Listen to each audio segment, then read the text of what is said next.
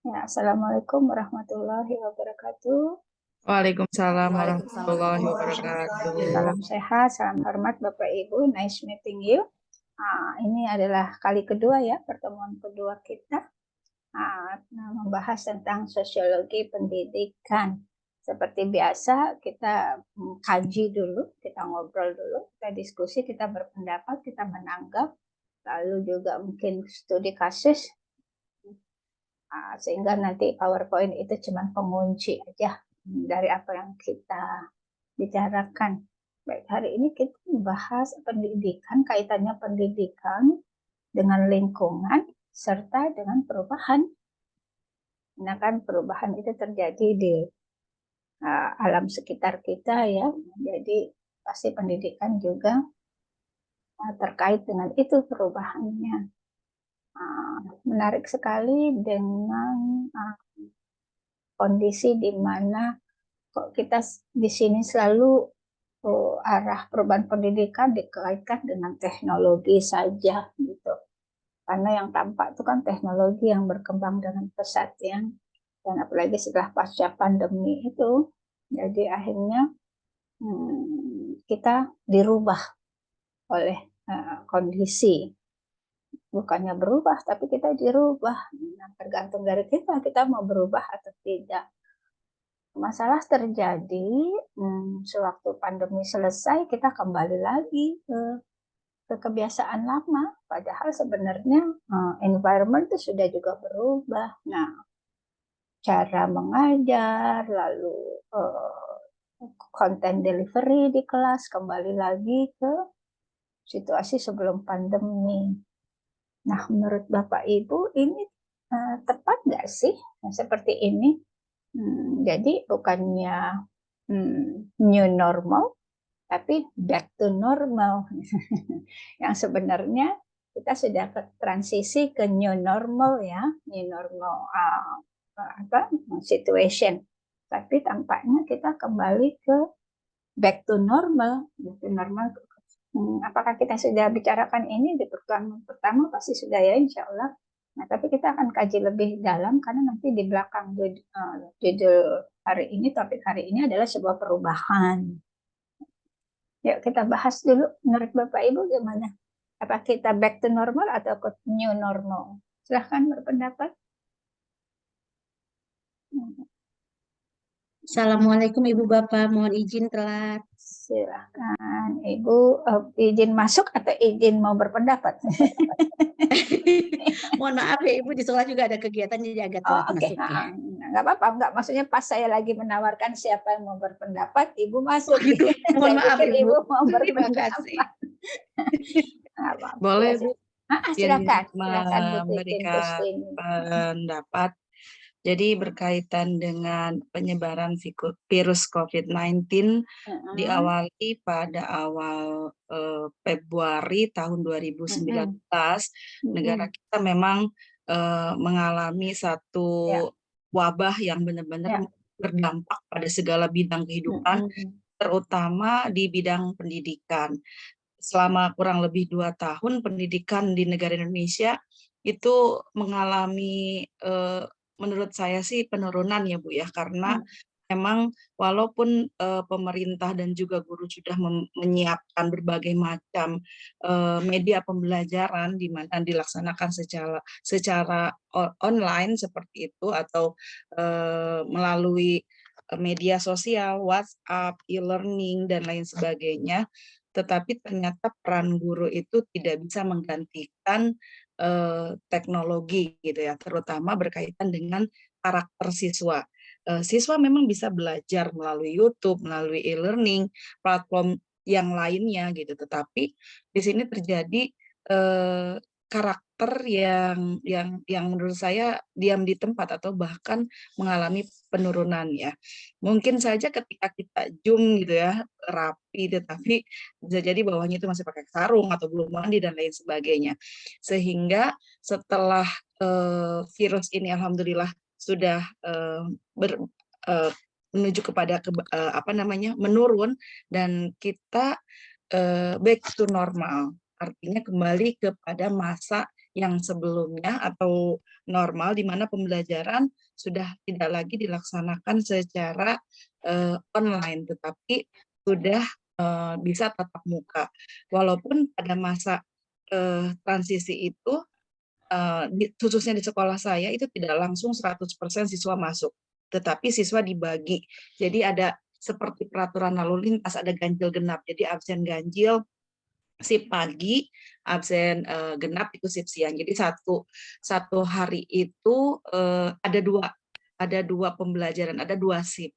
Yang seharusnya ketika sebelum pandemi itu kita belajar dari jam 7.00 sampai dengan pukul 15.30, tetapi karena masa pandemi, kalau pandemi yang parah sekali itu sama sekali tidak ada pembelajaran secara tatap muka. Jadi semuanya melalui online atau jaringan seperti itu. Tetapi pada masa peralihan kita menuju ke arah yang sudah membaik, di mana virus sudah menurun, tetapi belum dilepaskan status PKM ya, itu di sekolah saya diterapkan 2 shift. Dan itu pun pembelajarannya tidak full, jadi ada pengurangan jam dalam pembelajaran. Yang normalnya 1 jam pelajaran itu 45 menit, ini menjadi 30 menit. Dan ini lagi-lagi ada plus dan minus ya Bu ya. Jadi ketika kita pandemi, guru itu mengajar di rumah, otomatis guru itu bukan lebih nyantai, lebih punya banyak waktu untuk di rumah seperti itu, dan tidak terlalu padat jamnya harus keluar masuk karena semuanya paralel gitu. Tetapi pada saat sudah peralihan, di situ malah guru itu jadi 2 kali mengajar Bu, kalau untuk di sekolah saya Bu ya. Jadi dalam 1 hari kita itu harus mengajar 2 kali di keluar masuk kelas gitu, karena ada 2 shift. Jadi itu tidak efektif seperti itu. Dan alhamdulillah pada tahun 2022 akhir ya Bu, dan sekarang 2023 kita sudah dikembalikan seperti semula, sudah normal, sudah tidak ada pembatasan, dan sekolah juga sudah kembali seperti biasa, artinya 100% semuanya masuk, tidak ada ganjil genap, siswa absen ganjil masuk, kemudian yang genap libur atau siangnya, tetapi semuanya 100% masuk sekolah dan juga tatap muka seperti itu. Jadi kalau menurut saya sih back to normal ya Bu ya, kembali kepada masa Baik, normal. baik, Terima kasih baik. Ibu. Ya, baik. Terima kasih Bu Titin, lengkap sekali. Nah, kronologisnya. Bapak Ibu ada menanggapi atau langsung saya saja? Atau seperti apa? Mau menanggapi atau menambahkan? Silakan. Bu Suci ada di kolom chat, Bu. Bu Suci kolom chat. Menanggapi ini dengan kolom chat atau izin karena terjadi perubahan budaya digital, masih sekarang sekolah telah kembali sekolah normal, tapi dunia digital tetap diteruskan. Ya, oke, betul sekali. Jadi tetap diteruskan dunia digital. Nah, saya ulas ya. Pak Fahri mau menanggap? Silahkan. Ya Bu, izin menambahkan sedikit komentar mungkin ya terkait dengan hal ini. Yang pertama tentu kita harus sepakat bahwa yang namanya pendidikan itu harus bersifat fleksibel dan adaptif gitu ya Bu ya. Dalam kondisi apapun kita harus siap dalam mengikuti itu.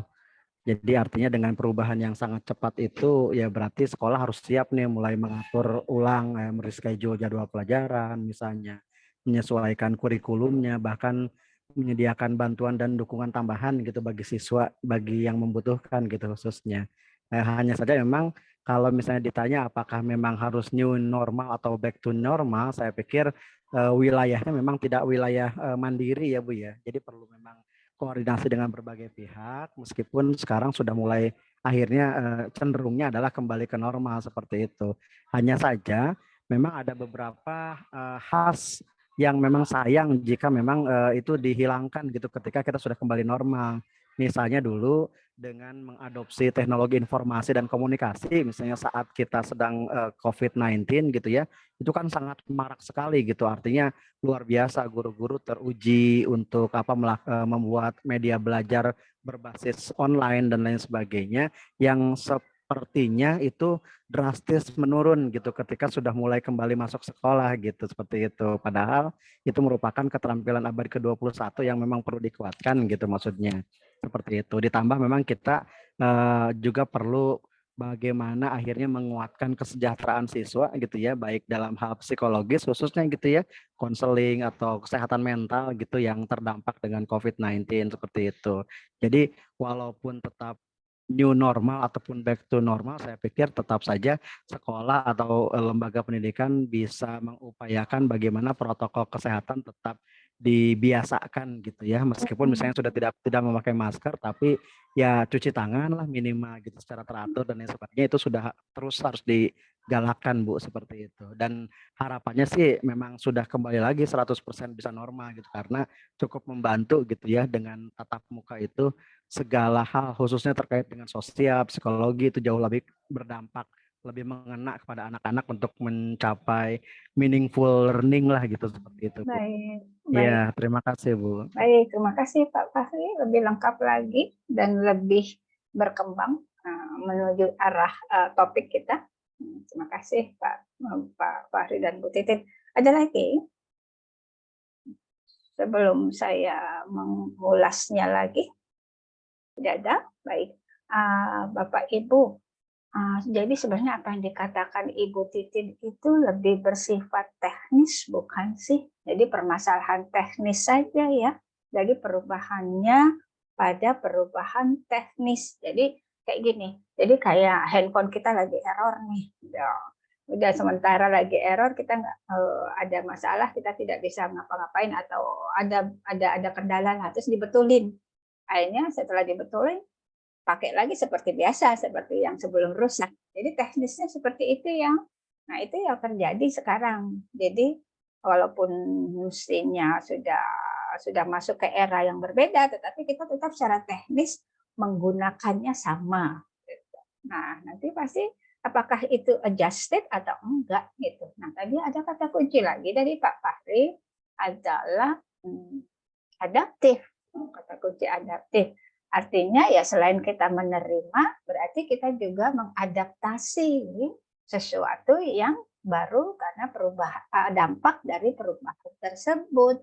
Jadi selain kita back to normal secara teknis dalam artian berarti tidak ada work from home, nggak ada learning from home, nggak ada seperti itulah akhirnya semua sekolah secara teknis.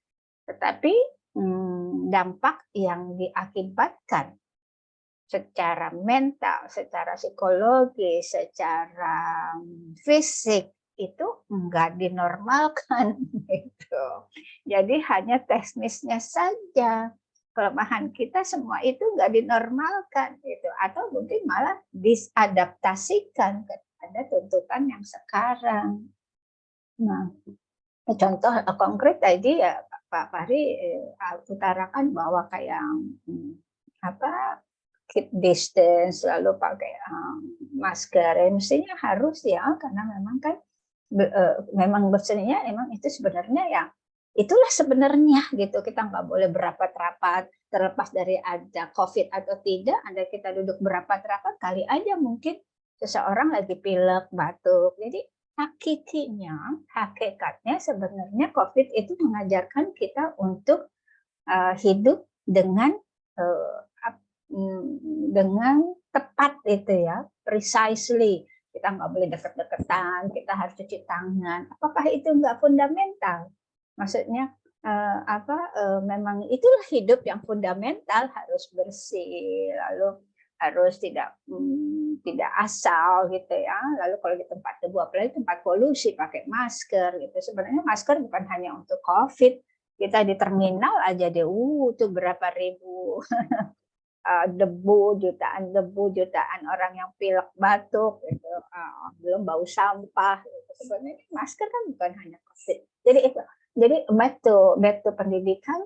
Jadi tampaknya kita hanya menyadari kita kembali secara teknis saja, makanya disebut back to normal. Orang menganggapnya padahal tidak, karena society-nya pun, environmental atmosfernya pun sudah berubah. Belum lagi kita koneksikan dengan teknologi. teknologi setelah pasca pandemi itu semakin meningkat, orang berlomba-lomba untuk membuat aplikasi-aplikasi yang sangat sistematis, efektif dan efisien. Nah, sedangkan kita balik lagi ke normal. Gitu. Jadi seperti itu kondisinya ya Bapak Ibu. Kita hanya melihatnya secara teknis, tapi kita tidak melihatnya secara holistik.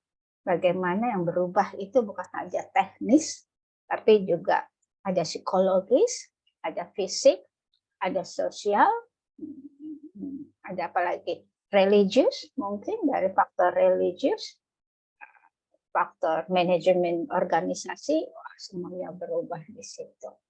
Nah, kalau saya berpendapat ya kita bukan hanya back to normal secara teknis, tapi juga kita harus adaptif ke new normal. Oke, baik ya, sudah sampai situ ya. Kita tengok dulu sebentar PowerPoint kita ya.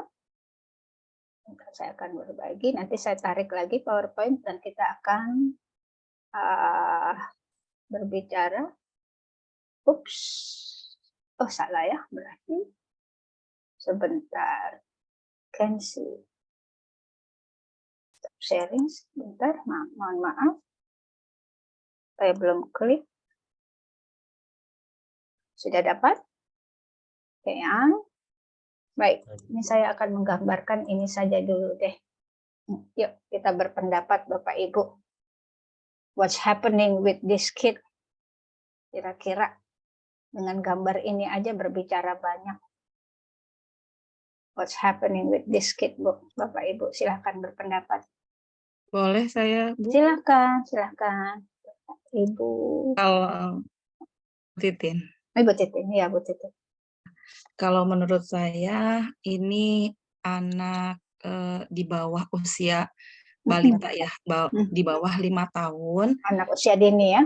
Anak usia dini, di mana anak usia dini itu sebenarnya dia belum siap untuk belajar kalau menurut saya. Artinya kalaupun misalnya ada pendidikan PAUD ya, pendidikan anak usia dini itu hanya untuk sosialisasi bersama dengan teman-teman, untuk bergaul, bagaimana dia bermain, bagaimana dia berinteraksi dengan lingkungan sekitar, dengan teman-teman dan lain sebagainya.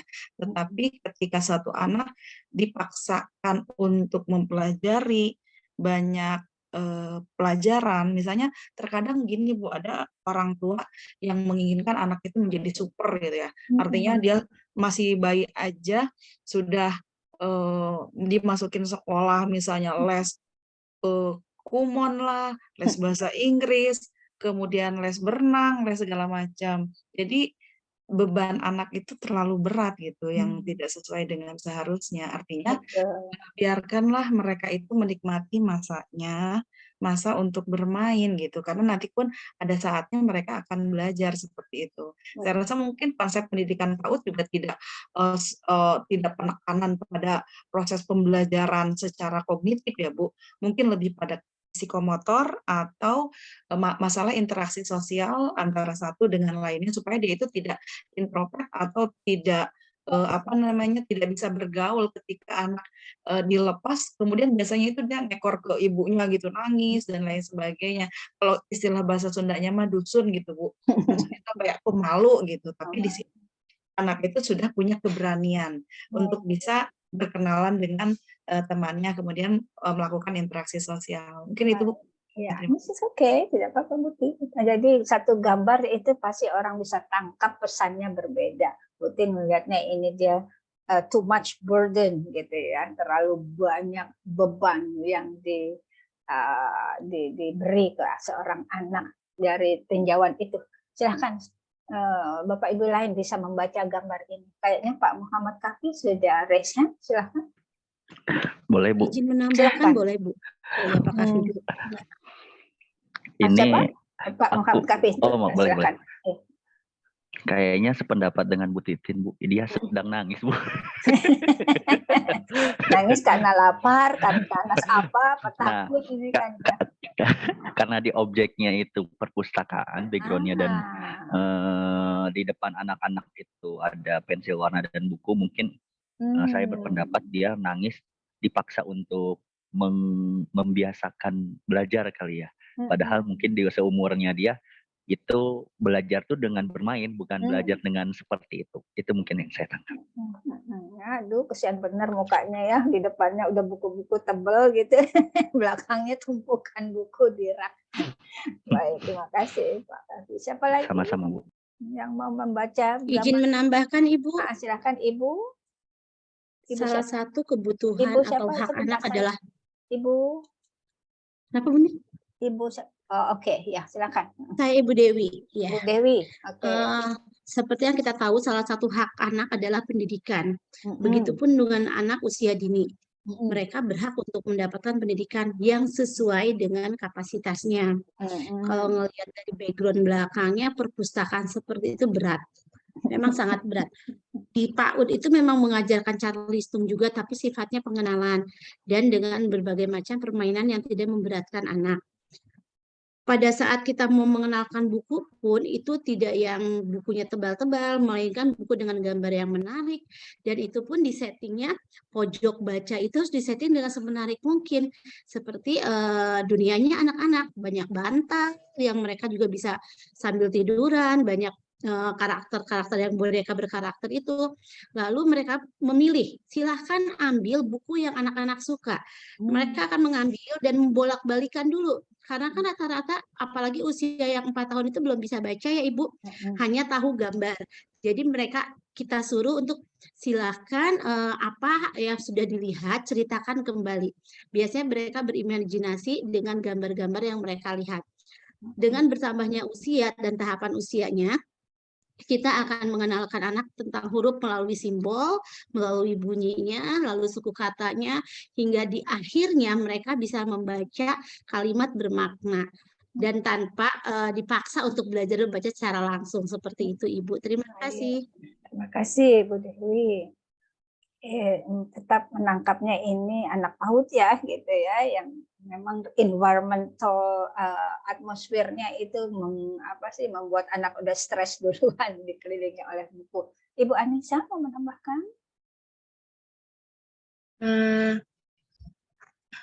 Ya Ibu, terima kasih untuk kesempatannya. Kalau saya secara pribadi ketika melihat gambar ini, saya fokus kepada anaknya itu sendiri. Dia nangis tapi dia ngelihatnya ke atas gitu ya Ibu ya. Seolah-olah dia gak mau ditinggalin. Ini teman pribadi soalnya Ibu waktu saya nganter anak saya. Jadi dia kayak gak mau ditinggalin, kayak merasa terancam gitu, mungkin di lingkungan baru gitu, kelas baru. Maka dari itu ada beberapa dari Bunda Dewi yang saya garis bawahi bahwa penting sekali untuk mendidik anak ini adalah yang pertama memberikan rasa nyaman dulu gitu.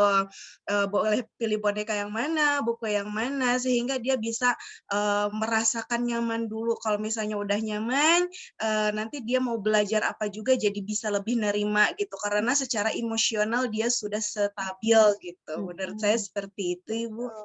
Baik, terima kasih Bu Anissa. Nah, itu ya, berarti ada he needs someone gitu ya, berarti lebih kepada insecure ya. Perasaan insecure pada diri anak tersebut, tidak nyaman, tidak aman. Oke, saya lihat Pak Fahri juga mau raise hand, silakan Pak Fahri. Izin berpendapat Bu. Jadi Silakan. memang saya mencoba menangkap ini sebagai salah satu perubahan pendidikan ya, di mana memang transisi dari masa usia dini gitu mungkin ke sekolah dasar dan sebagainya yang memang ternyata punya gap yang cukup besar gitu. Di satu sisi contoh misalnya ketika anak-anak PAUD atau TK belum diwajibkan untuk bisa membaca gitu ya, sedangkan di sisi yang lain di SD kelas 1 sudah cukup banyak penilaian yang bersifat angka misalnya seperti itu. Jadi ada beberapa hal yang perlu dikuatkan sebetulnya. Yang pertama, bagaimana guru itu memberikan kondisi belajar yang inklusif mungkin ya, yang aman, nyaman gitu ya, mendukung bagi seluruh siswa gitu. Kemudian tidak lupa juga sepertinya perlu dengan interaksi sosial yang positif gitu ya. Jangan sendiri kayak gitu Bu, maksudnya dengan usia seperti itu ya. Jadi anak-anak perlu dikuatkan dengan bagaimana guru mempromosikan kerjasama, kepedulian dan lain sebagainya, sehingga saling bisa menghargai gitu. Belum lagi terkait dengan hal-hal lain seperti keterlibatan siswa. Cuma saya juga lihat kadang-kadang ada satu jenis apa namanya tadi ya, burden yang mungkin agak besar di anak-anak ketika diberikan apa tanggung jawab atau target yang terlalu besar atau terlalu tinggi oleh orang tuanya gitu, sehingga Baik. jika dia tidak mendapat nilai yang bagus gitu seolah-olah menjadi beban gitu. Oh, saya takut dimarahin saat pulang dan lain sebagainya. Cukup banyak Bu yang kita bisa lihat mungkin dari sini ya, Baik, mungkin. Terima kasih ya. baik. Ya, terima kasih Pak Fahri. Baik, saya stop ya. Intinya dari semua pendapat Bapak Ibu, saya dapat menarik kesimpulan, if I'm not mistaken, berarti kita sudah adaptif ya. Adaptif dalam artian gini, kita sudah memahami sebuah perubahan pendekatan pembelajaran, gitu ya. Mungkin sudah diajarkan di psikologi pendidikan, awalnya teori behavior, lalu masuk ke teori kognitif, lalu ke teori apa lagi? Ada ya sampai 3, 4 konstruktivisme. konstruktif itu. Artinya apa? Berarti kita sudah paham bahwa setiap era terjadi sebuah perubahan, dan perubahan itu adalah untuk mencocokkan keadaan dengan tantangan dan keadaan yang sebenarnya dengan tantangannya. Artinya apa? Berarti memang semua perubahan itu harus terjadi dan harus di-adjust, sehingga kita harus bersikap adaptif. Malah ada istilahnya, untuk mengadjustment harus ada alignment, bahasanya gitu. Adjustment itu penyesuaian, alignment itu harus ditata ulang lagi. Jadi di-align, diluruskan. Nah, itu mestinya sebuah perubahan itu harus disikapi dengan langkah itu. Terbukti Bapak Ibu dengan satu gambar saja pendapatnya rata-rata highlight-nya adalah kita harus membutuhkan pendekatan dalam mengasuh anak, dalam membimbing anak, dalam mengajar anak, dalam memperlakukan anak, dalam melihat ada etape perkembangan psikologis, ada perkembangan fisik, semacam itu. Artinya highlight-nya adalah kita harus mengadaptasi dengan sebuah pendekatan. Nah, tadi dengan kasus yang saya angkat pertama, artinya mengapa kok kita juga tidak begitu pada sebuah perubahan pembelajaran pasca pandemi? Gitu. Berarti harus ada teori-teori baru yang harus kita adopsi. Jadi artinya jangan kembali ke normal, karena perubahan itu sudah terjadi. Gitu.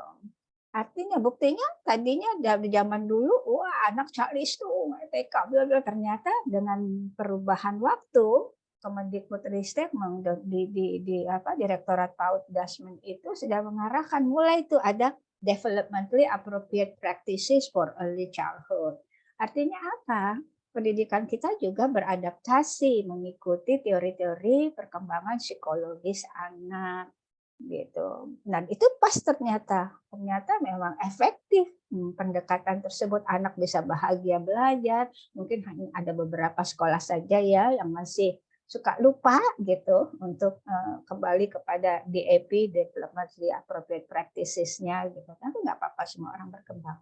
Jadi highlight pembicaraan 2 kasus kita tadi adalah perubahan itu harus disikapi dengan memahami teori-teori pendekatan sehingga dia adjust, cocok, tepat dengan kondisi. Nah, berarti harus ada yang di-align, harus ada yang ditata kelolanya mesti dirubah-rubah lagi. Contoh, yang mestinya anak-anak mendengar saja lewat handphone waktu itu ya, waktu pandemi, terus kembali ke sekolah akhirnya mereka nggak fokus. Nah, berarti pendekatannya juga kita harus rubah.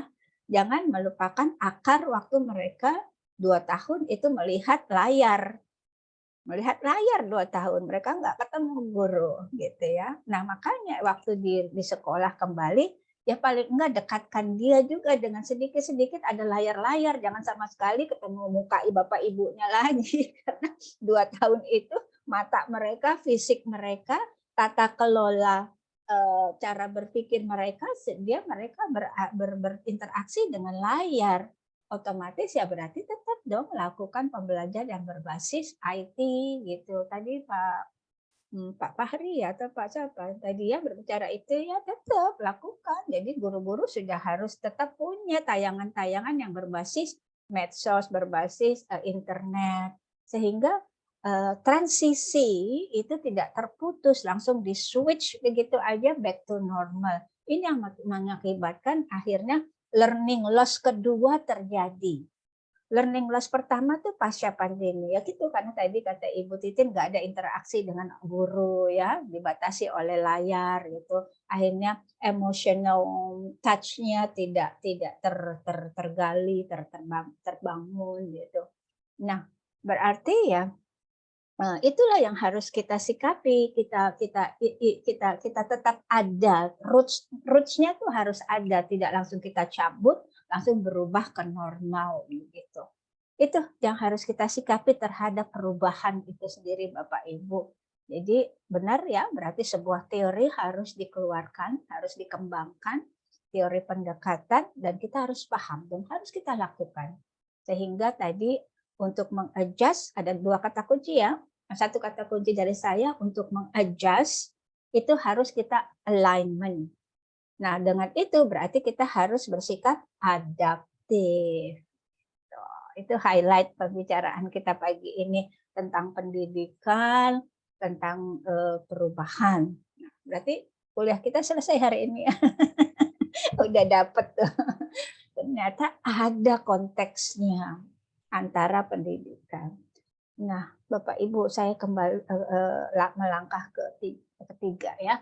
Saya senangnya beretapa gitu. Satu selesai paham, satu selesai paham, satu selesai paham. Nah, pendidikan itu sebenarnya basically filosofinya kan adalah change, perubahan.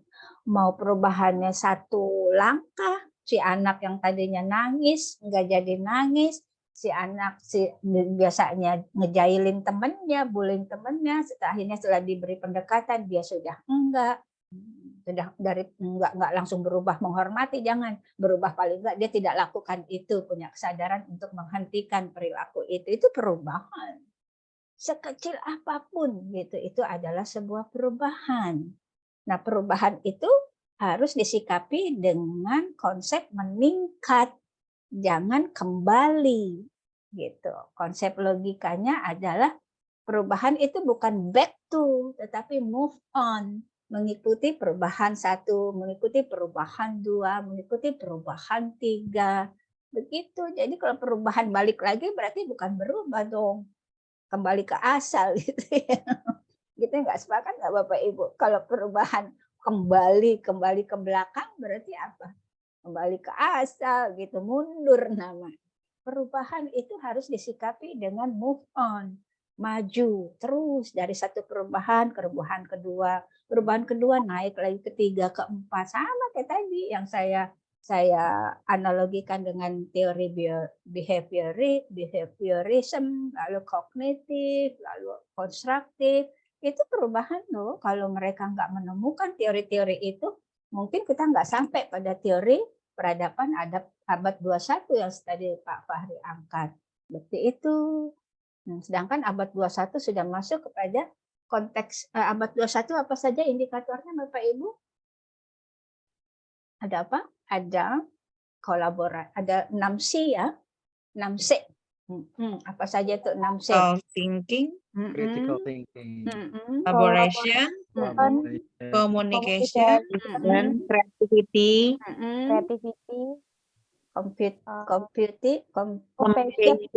computation, satu lagi komputerisasi, compassion,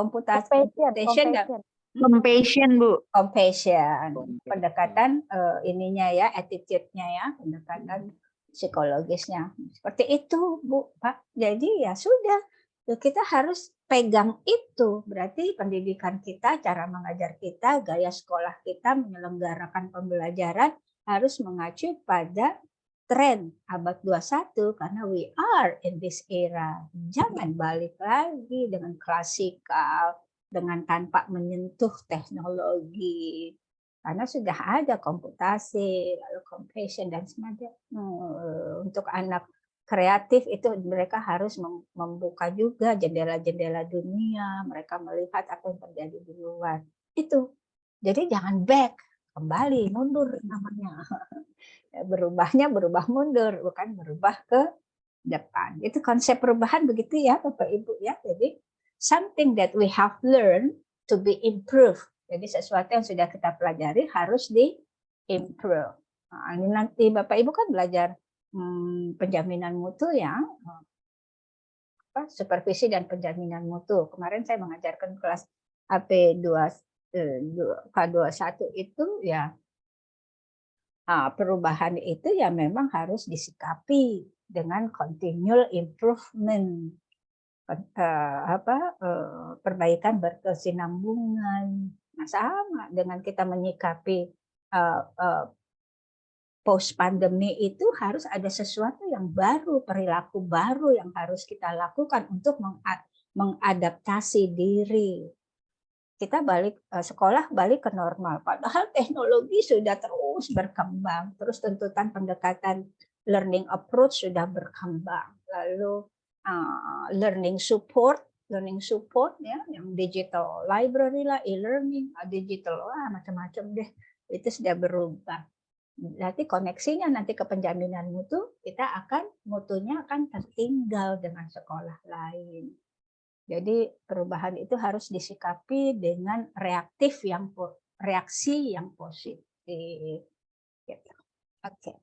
Ada tanggapan di sini atau ada pengalaman di sekolah Bapak Ibu terkait dengan keengganan untuk move on? Boleh Bu, saya silakan. cerita pengalaman. Ya, silakan Bu Titi. Terima kasih Bu Farida. Jadi memang saya sangat sependapat dengan apa yang Ibu sampaikan, bahwa pada dasarnya pendidikan itu adalah adanya perubahan, change. Walau sekecil apapun kita harus move on, jadi berubah dan ke arah peningkatan dari perubahan 1, perubahan 2, perubahan 3 sampai dengan yang lebih tinggi lagi. Tetapi mungkin ada satu cerita atau satu fenomena yang benar-benar saya merasakan gitu ya, perbedaan karakter antara zaman dulu dengan zaman sekarang. Ketika saya sekolah, ketika saya tidak mengerjakan tugas atau tidak mengerjakan PR, saya pasti akan mendapatkan sanksi dari guru, misalnya disetrap maju ke depan. Kemudian saya pulang ke rumah, saya cerita sama orang tua saya malah marahin saya gitu, karena memang saya salah gitu kan, kenapa tidak mengerjakan PR dan lain sebagainya. Justru orang tua saya pada saat mendidik saya itu dia akan lebih marah ke anaknya gitu loh. Nah, perbedaan yang sekarang bahwa ketika seorang siswa atau murid mendapatkan sanksi dari guru, kemudian dia setelah pulang ke rumah kemudian dia cerita kepada orang tuanya, ini perbedaan yang sangat besar ya Bu ya. Orang tua zaman sekarang itu malah melindungi anaknya, kemudian dia malah balik marah ke gurunya gitu. Sampai mungkin kita juga mendengar ada kasus seorang guru yang diadukan ke pengadilan karena sudah memberikan sanksi, entah itu nyentil atau nyubit dan lain sebagainya gitu ya. Itu perbedaannya gitu, orang tua pada zaman dulu ketika saya sekolah dengan zaman sekarang itu beda. Kalau zaman sekarang itu malah bukan anaknya yang dimarahin, malah orang tua itu tidak terima anaknya dikenakan sanksi. Padahal kalau kita tahu hakikatnya, sanksi itu adalah untuk membuat efek jerak murid atau siswa di mana nanti dia akan belajar lebih disiplin dalam mengerjakan tugas atau tidak terlambat atau dan lain sebagainya. Tetapi sekarang rupanya orang tua sudah mengerti hukum, jadi apapun yang mereka tidak terima, mereka pasti akan melaporkan kepada pihak kepolisian dengan dugaan ataupun ini adalah hak asasi manusia. Jadi maksudnya anak itu tidak boleh mendapatkan sanksi dan lain sebagainya. Seperti itu Bu, fenomena yang salah satu yang saya tahu gitu Bu. Baik, terima kasih Bu Titin. Ada yang menanggap sebelum saya yang mengulas? Ada yang mau menanggapi tentang kasus ini? Kita case study ini ya, tapi tetap nanti koridornya tetap bagaimana pendidikan, perubahan dan lingkungan itu terbenang merahkan gitu ya. Ada tidak ada, saya akan jelaskan begini ya. Kita harus melihat satu persatu ini. Setiap dimensi era itu pasti kan berbeda ya. Nah, berbeda karena ya faktor perubahan lingkungan. Lingkungan juga, lingkungan bukan hanya masyarakat, tetapi bagaimana bernegara, berbangsa, dan juga citizen, global citizen gitu ya. Sekarang benar-benar global gitu. Nah, ini yang harus kita lihat, bahwa kita harus melihat semua itu. Tidak hanya ada perubahan di komunitas keluarga, tapi komunitas masyarakat, komunitas daerah, komunitas negara, komunitas bangsa, komunitas multi bangsa secara internasional. Berarti ada yang harus kita tata, yang tadi saya ucapkan dengan istilah alignment. Harus ada yang kita tata ulang pendekatan-pendekatan tersebut sesuai dengan apa yang sudah menjadi konvensional paradigma, konvensional hukum, konvensional peraturan, konvensional pendekatan. Itu harus kita rubah. Nah, disitulah fungsi sekolah, Bapak Ibu. Jadi di penjaminan mutu harus pertama yang harus dilakukan adalah bagaimana kita menata tata kelola sekolah. Artinya apa? Berarti kita harus buat mutu-mutu, sasaran mutu kita seperti apa, peraturannya seperti apa. Nah, yang pasti harus sesuai dengan perubahan tadi ya, perubahan lokal, international, national, harus. Kalau enggak kita akan tertinggal. Tahu-tahu peraturan kita udah nggak fit on the situation. Nah, itulah terjadi kendala kalau peraturan kita, pendekatan kita, tata kelola organisasi kita sudah tidak fit on the situation, udah nggak pas dengan situasi. Akhirnya potensi kendala ada, konflik-konflik tersebut ada. Contohnya tadi udah ada undang-undang anak gitu ya, sudah ada keluar tuh HAM anak tuh keluar. Udah ada dari Kemendikbud pendekatan afektif, pendekatan psikomotorik, pendekatan kognisi, udah ada diberitahu rambu-rambunya. Nah, berarti peraturan sekolah harus mengadaptasi peraturan tersebut, jangan keluar dari koridor itu. Ya makanya akhirnya terjadilah respon-respon yang ketidak berterimaan terhadap treatment atau tindakan yang dilakukan gitu ya. Itu satu. Jadi sekolah harus aware, harus awas terhadap perubahan hukum, perubahan pendekatan. Sama di pendekatan pembelajaran tadi begitu. Pendekatan pembelajarannya udah 6C, tapi masih klasikal, guru ngomong terus di kelas sampai 40 menit. Nggak ada bagaimana minta pendapat siswa, bagaimana menghargai siswa dan menilai siswa dari gaya bicaranya. Dari sekarang nih saya lagi menilai Bapak Ibu nih sebenarnya dalam memberikan pendapat, keaktifan, kemana seperti itu. Nah, artinya apa? Satu ya, jadi sekolah pun harus beradaptasi ya, berubah, alignment, harus melakukan adjustment dengan alignment sehingga harus adaptif. Lalu kedua adalah bagaimana sistem. Ya, sistem itu adalah yang mengaturnya.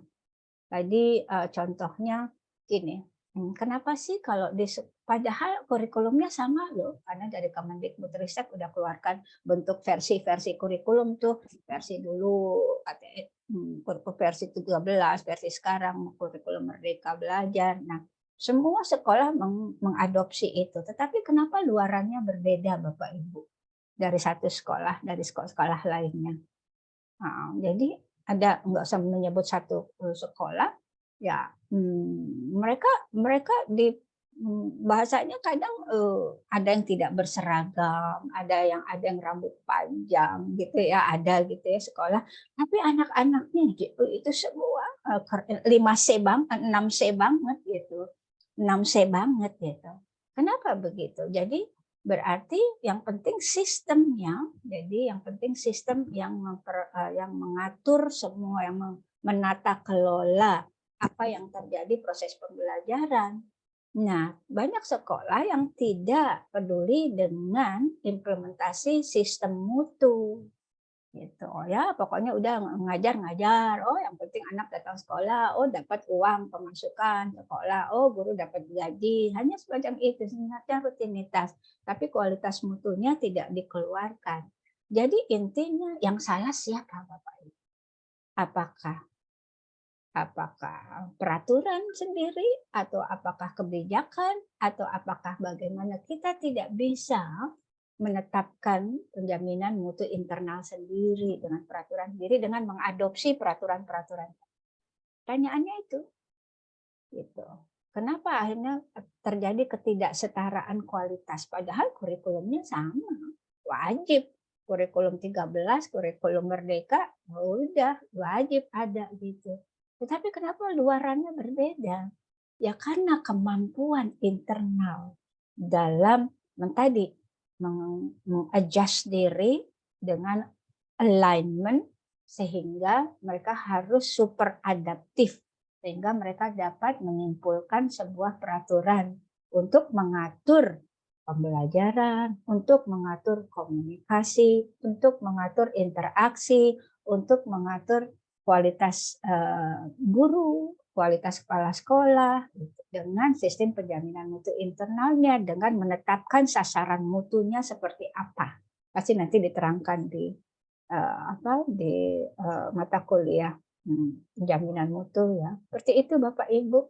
Jadi kita harus belajar untuk tidak menyalahkan lingkungan, tetapi kita harus melihat diri dulu, refleksi diri dulu.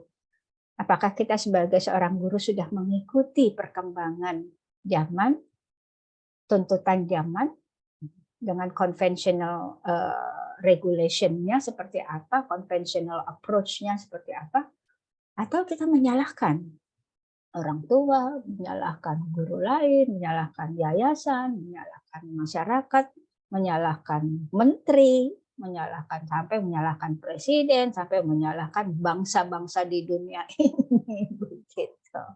Oke ya, seperti itu. Saya mengajarkan Bapak Ibu untuk tadi adjustment by alignment, so harus adaptif. Sehingga kita menetapkan sasaran mutu sesuai dengan perubahan-perubahan tersebut. Itu koneksinya hari ini kita bicara pendidikan dan koneksinya dengan lingkungan dan perubahan. Oke, ada yang menanggap lagi? Silakan. Izin bertanya, Bu. Silakan. Iya, terkait dengan tadi ya, bagaimana cara kita menciptakan lingkungan yang mendukung continuous quality improvement gitu di sekolah gitu ya.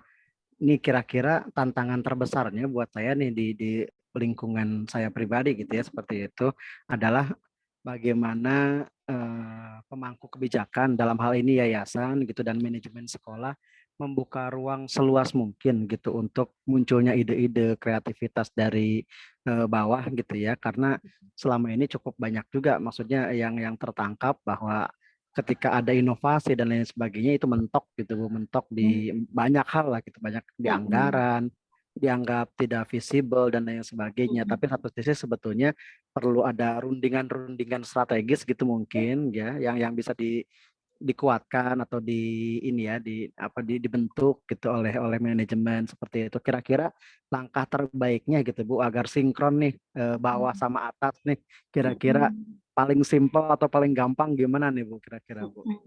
Oke, baik. Yang pertama harus kita lakukan pasti kita harus berkonsep brainstorming. Ya, artinya brainstorming adalah curah pendapat. Nah, atmosfer brainstorming ini yang harus kita bangun di komunikasi sekolah. Jadi konsepnya bukan menyerang, konsepnya bukan untuk mendiskreditkan atau mungkin hanya menyalahkan yayasan aja begitu, atau menyalahkan yayasan, menyalahkan guru aja, atau menyalahkan kepala sekolah aja. Satu yang harus kita bangun adalah konsep brainstorming, curah pendapat. Jadi semua berpendapat, gitu ya, punya hak untuk berpendapat dengan kaidah-kaidahnya. Umpama sebagai direktur, dia berpendapatnya seperti apa. oh kalau guru berpendapatnya seperti apa, tetap harus ada hierarki di dalam sebuah organisasi karena organisasi diatur oleh struktur organisasi begitu. Jadi tetap harus ada hierarkinya, ada semacam etika hierarki yang ada gitu. Dan bagaimana organisasi mengatur tata kelola. Baik, itu pertama, bersikap harus terbangun atmosfer brainstorming.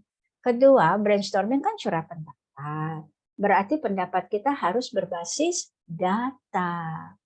Ya, harus berbasis data, bukan what I think or what I see or what I want gitu.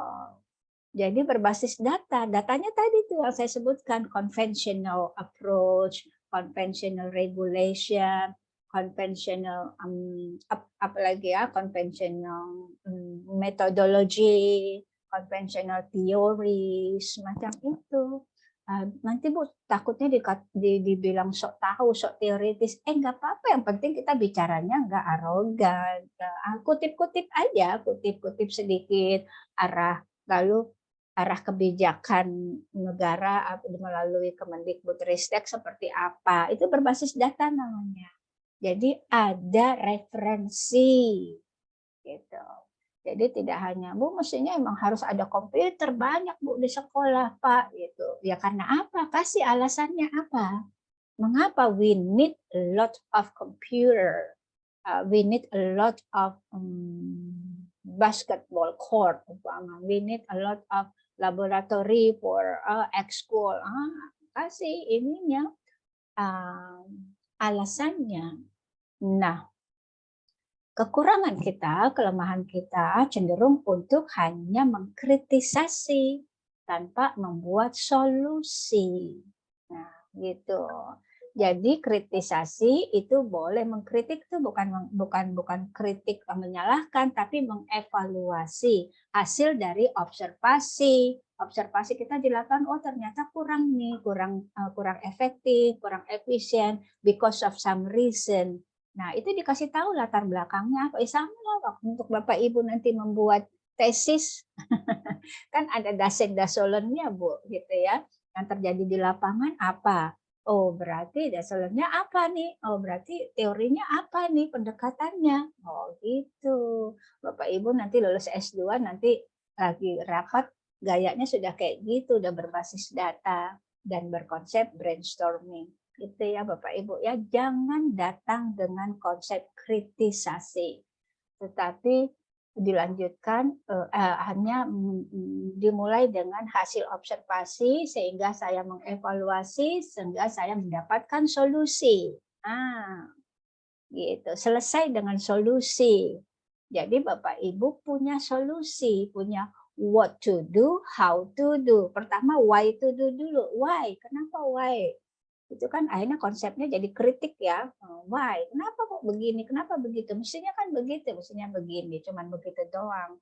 Harus masuk ke konsep apanya dulu, why-nya dulu, baru masuk ke how-nya. Bagaimana nih yang pasnya seperti apa gitu.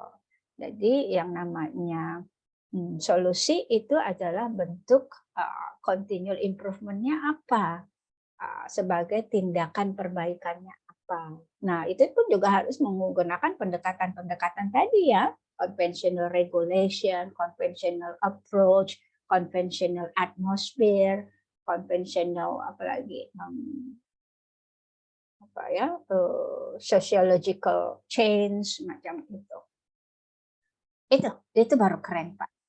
Nah, karena kita berada di organisasi, kita makhluk individu dan makhluk sosial, dan agama juga menyarankan seperti itu, menggarisbawahi seperti itu, berarti kalau kita punya keinginan secara individu, tetapi secara sosial tidak diterima, ya berarti kita tidak perlu menonjolkan keindividuannya gitu. Tapi karena sosial untuk kemaslahatan bersama, ya sudahlah pendapat kita tidak diterima untuk kali ini tidak apa-apa gitu. Yang penting kita sudah memberikan solusi secara metodologis gitu. Ada intelektualitas di dalam solusi kita itu, keren. Ada bahasa teorinya, ada bahasa metodologinya. Masalah nanti nggak diterima ya sudah.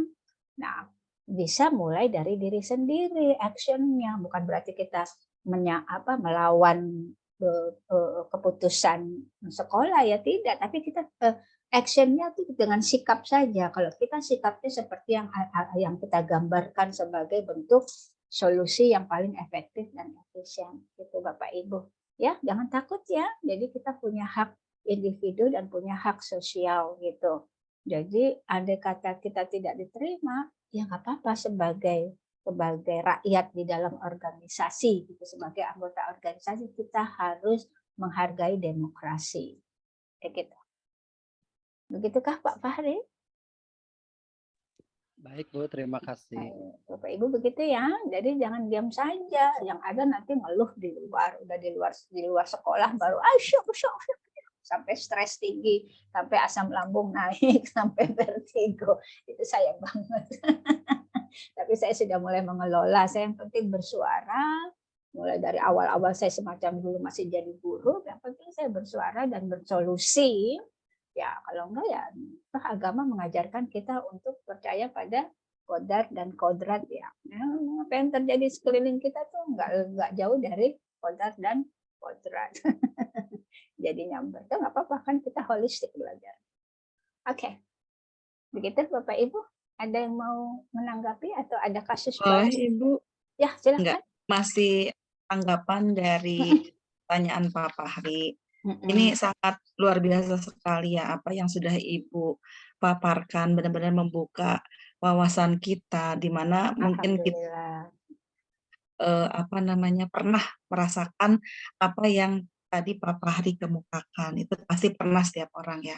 Kalau saya mungkin memberikan penambahannya, tipe kepemimpinan itu sendiri, maksudnya ketika kita sudah melakukan poin-poin yang Ibu sudah sebutkan tadi, kalau misalnya pemimpin itu sendiri atau pemangku kebijakan itu sendiri tidak terbuka, tidak open-minded, tidak mau menerima saran dan lain sebagainya, berarti beliau harus berusaha untuk merubah tipe kepemimpinan yang tadinya mungkin otoriter, tidak mau mendengarkan bawahan, tetapi sebagai seorang pemimpin layaknya dia harus mulai merubah kepada kepemimpinan yang demokratis, visioner, kemudian dia terbuka, transparan, sehingga bawahan itu jadi tidak merasa dihargai gitu loh. Ketika kita mulai memunculkan ide-ide untuk kreatif, kemudian pemimpin mengkat begitu saja, itu kan benar-benar mematikan kreativitas kita. Padahal apa yang kita usulkan itu tujuannya adalah untuk membangun sekolah bersama, sekolah di tempat lingkungan kita kerja gitu. Harusnya kan sebagai pemimpin itu dia terbuka, menghargai, memberikan reward kepada atau guru-guru yang sudah memberikan ide-ide cemerlang untuk memajukan sekolah gitu kan. Yang bagus juga mungkin nama beliau ya Bu ya, nama kepala sekolah atau pemangku kebijakan, bukan hanya kita gitu. Harusnya seorang pemimpin merubah paradigma itu mungkin ya Bu ya. Jadi dia harus tuturi handayani, ing ngarso mangun karso, atau bahkan apalagi ada 3 ya. Ing madia mangun karso, tuturi handayani, satu lagi apa ya? Tuturi handayani terakhir. Iya. Di depan memberikan dan di tengah memberikan semangat, di belakang memberikan dorongan. Itu aja Ibu. Baik betul. Begini, iya itu kondisi realnya ya seperti itu. Tapi ingat bahwa we cannot push somebody to be just like we want to do, gitu ya. We want to see, we cannot push. Karena masing-masing punya area untuk meningkatkan diri sesuai dengan persepsinya. Itu secara hakikatnya manusia begitu. Tapi secara hakikat keorganisasian beda. Makanya organisasi harus punya sistem yang mengatur itu. Jadi bukan individu to individu yang kamu kudu berubah, Pak Kepsek kudu harus yang jadi visioner leadership dong, atau untuk ini, nggak bisa juga gitu ya. Tapi bagaimana sistem yang mengaturnya itu? Sekolah harus menciptakan atmosfer itu. Berarti everybody has to be transformative, everybody has to be digital literatif, everybody has to be seperti itu. Jadi sistem yang harus dibangun. Karena pendekatan individu itu kadang sangat sensitif dan sangat hierarkis gitu. Guru nggak bisa gitu bilang, Pak Kepsok berubah dong, ini gimana nih? Ya oke, kalau secara informal nggak apa-apa, tapi kalau dalam sebuah forum bicara begitu kan nggak bisa. Akhirnya kita kesel-kesel sendiri gitu. Jadi yang harus dibangun adalah sistem penjaminan mutu, sistem appraisalnya. Nah, kepala sekolah yang tidak berubah, ya itu kan nanti ada di sistem appraisalnya. Apa sistem appraisalnya? Apa sistem penilaian kinerja. Nah, mungkin akhirnya kalau sistemnya mengatakan, oh ada penilaian observasi, ya diminta angket dari guru. Oh ternyata angket dari guru bilang ini kepala sekolah nih ini out of date nih, ketinggalan zaman. Dari 100 guru mengatakan 90, ya berarti ya harus melakukan. Apakah ada sistem seperti itu, penjaminan mutu seperti itu, ada evaluasi kinerja. Makanya kita harus berharap sistem dibangun. Aman deh. Itu nanti dia berubah dengan seleksi alam, seleksi peraturan.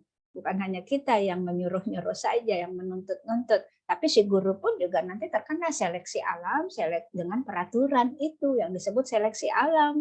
Karena kita terkoneksi dengan aturan, peraturan, dengan penjaminan mutu. Gitu, buat Titin ya. Jadi mari kita anjurkan. Nah, makanya Bapak Ibu di sekolah di S2 itu sudah belajar supervisi dan penjaminan mutu. Nah, setelah lulus rubahlah sekolah Ibu gitu ya Bapak Ibu, kayak gitu dengan teori-teori ini. Baik, gitu ya. Jadi secara individu kita tidak bisa merubah sosial secara drastis, ya kita bisa paling enggak menjadi role model, kita konsisten dengan diri sendiri, itu menjadi role model akhirnya, atau kita juga membangun sistem yang bisa meningkatkan quality manajemennya. Oke, ada lagi? Kita kembali ke PowerPoint yuk. Oke, Bapak Ibu mau break dulu 3 menit untuk makan, minum, atau ke toilet, silakan. 5 menit ya, saya kasih, kita bisa tutup layar, bisa minum, bisa ngunyah-ngunyah sedikit karena masih pagi, tadi mungkin ada yang belum sempat sarapan. Silakan Bapak Ibu, saya kasih waktu 5 menit dan saya pun juga akan meneguk teh manis atau sedikit begitu ya. Silakan ya. 5 menit ya. Terima kasih Bu, terima kasih. Oke. Terima kasih, Bu. Kita ngemil nasi tumpeng dulu guys. Lain ngemil atau ya Tang? Ngemil Bu, kan ngemil juga makan biji-bijian tumpeng. Makanan pembukanya lontong sayur. Ini istirahat ini. Iya Bu Suci, Iya, 5 Bu Uci. menit. Bu Uci udah beres belum? Udah, tapi belum bisa bergerak, masih banyak ini audiensnya. Keren Kita banget. langsung merapat ke ini ya, pelatihan ya. Iya, belum beres-beres. Semangat, sehat. Emang wajib Bun. Bunda Mantar udah kuliah baru ke sana kalau guru-guru duluan. Iya, selesaiin kuliah Pelatihan dulu ya. apa? Selesaiin Pelatihan kuliah apa, dulu Bunda? ya. Wajib Pak Kafli, iya. Pelatihan apa Bunda? Pelatihan rutin di Al-Madinah, Bun. Keren. Setiap bulan selalu ada pelatihannya. Pantesan. Pelatihan. Pantesan gurunya pada pinter-pinter ya. Bukan dilatih Bunda tuh. yang pelatihnya. Pinter ngeles. Nginap apa enggak? Hah? Nginap latihan. Enggak Bu. Enggak nginep. Ya, Pindah in-house training ya? Harus pindah ke aula. Ya semangat deh buat pengajar di Madinah. Madinah. Semangat, sehat. Jaga kewarasan ya Bun. Ini udah beres bukan, Bu? Belum Udah. Bun ya. Kan istirahat 5 dulu. menit. Oh, iya. Jangan dulu keluar, Bu Tia. Ngemil kata Kita Papa dicariin Rima. ibu loh. Ngemil itu. Barusan ke air tumpeng. dulu. Oh iya. Ngopi-ngopi Bener, dulu lah. Ngopi-ngopi dulu. Saya dari kemarin berdebat sama anak ngemil Ngopi tuh kan bajigur. Mantap. Enak banget bajigur. Pak Kahfi apa debat sama anak ngemil? Iya, tentang ngemil, Bu. Emang ngemil bukan makan ya? Makan Iya. tapi ringan, Bukan, makanan ringan. porsinya lebih ringan. Kalau saya nggak mau ngemil, maunya nge-mall. Ya Iya. kan Sambil makanan oping ya. makan nasi aja Kan makan biji-bijian. ngemilnya cimol, maksudnya di nge-mall.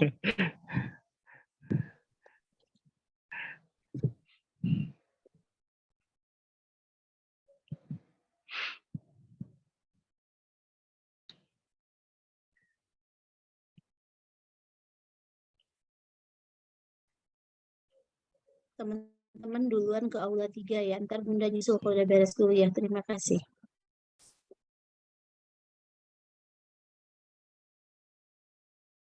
Bunda sekarang lagi di rumah apa lagi di sekolah? Hah? Siapa yang nanya? Ada yang nanya? Di sekolah, Bu. Oh, kenapa Bun? Lagi di rumah apa di sekolah? Bunda di sekolah. Kan tadi absennya tetap jam 7. Emang hari kalau Sabtu nggak disuruh pada langsung. libur ya? Hari Sabtu nggak pada libur? Kita sebulan masuk 2 kali, tiap Sabtunya minggu ke-2 sama ke-4. Itu untuk pelatihan khusus sama pengajian bulanan. Keren pisan. Aku mah Sabtu libur. Aslinya libur.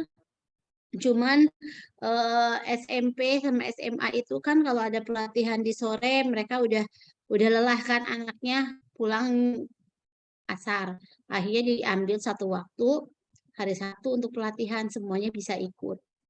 Kalau jumlah guru semua yayasan SD, SMA, SMP, TK banyak ya? Sama TU segala macam kurang lebih 300 ya. 300, Bun. Kalau nggak salah. Ya. Tuh, yang bos BOP tuh, tukang ngerjain BOP lebih paham tuh. 300 kan Pak, kalau nggak salah. Mantap. Nanti kita yang lain liburan kita jadi jagal.